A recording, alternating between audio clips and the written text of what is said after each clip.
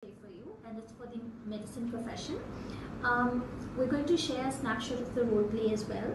Now, the role play card suggests that the patient has been admitted in a hospital ward, which means that the doctor will already know about the patient. They would have the patient details already. So there's no need for asking the patient's name. There's no need for an introduction here. So in the 3 minutes preparation time, in these kind of cases, you can ask the interlocutor what name they would prefer to use and then start the role play using that.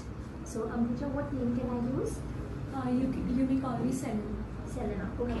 So I'll be taking on the role of a doctor and Amuja will be taking on the role of a patient, and we're starting the role play now. Hi Selena. Hello doctor. How are you feeling? I'm feeling better. Well, I'm glad to hear that. I wanted to check on you because you're supposed to have a blood transfusion today, and I wanted to make sure that if there are any questions or concerns that you have in your mind, I can ask them. Yes doctor, I would like to know all the steps included in the transfusion process. Alright, so in a blood transfusion, we will transfuse blood by an IV line. That's an intravenous mode of transfusion, and it's necessary because given the unfortunate accident that you had, you've lost a lot of blood. Now it's dangerous for somebody to not receive the blood lost because it can have an irreparable damage for your organs.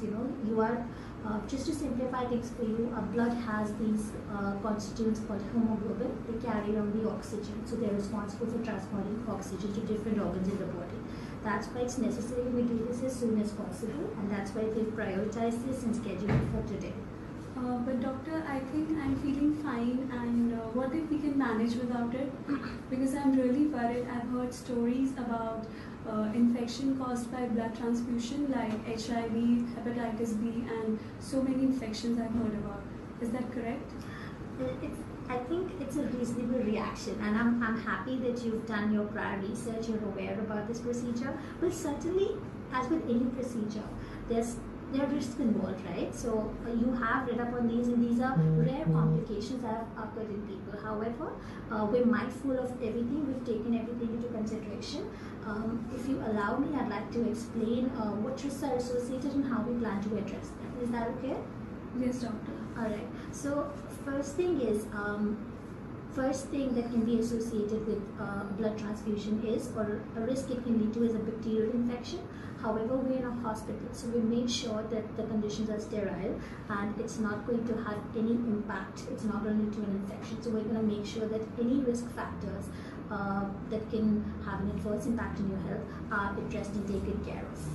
Is that okay? Yeah, doctor, I think it's okay and helpful for me as well. Yeah, and also we're going to be using new syringes. We ensure that a new syringe, a new injection is used each time.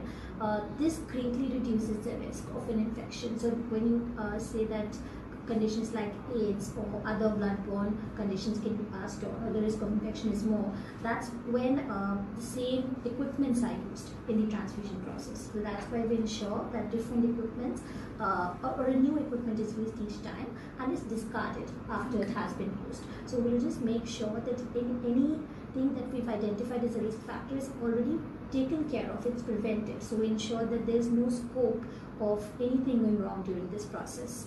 Also, the blood that we'll be using, the donors are screened. So we already have a database and they have been pre-screened to make sure that they are completely healthy and it doesn't put you at any risk at all.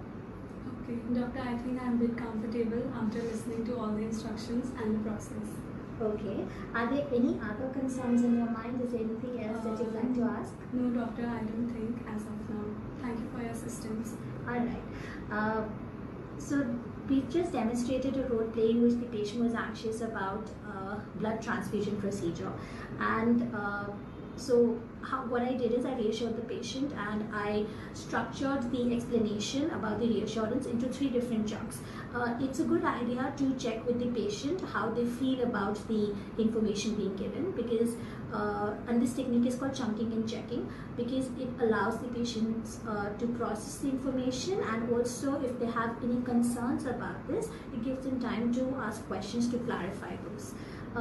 We deliver speaking sessions, assessments, and skill lessons to improve your score in speaking. If you're a health professional and you're preparing for the OET exam, please get in touch with us, and we'd be very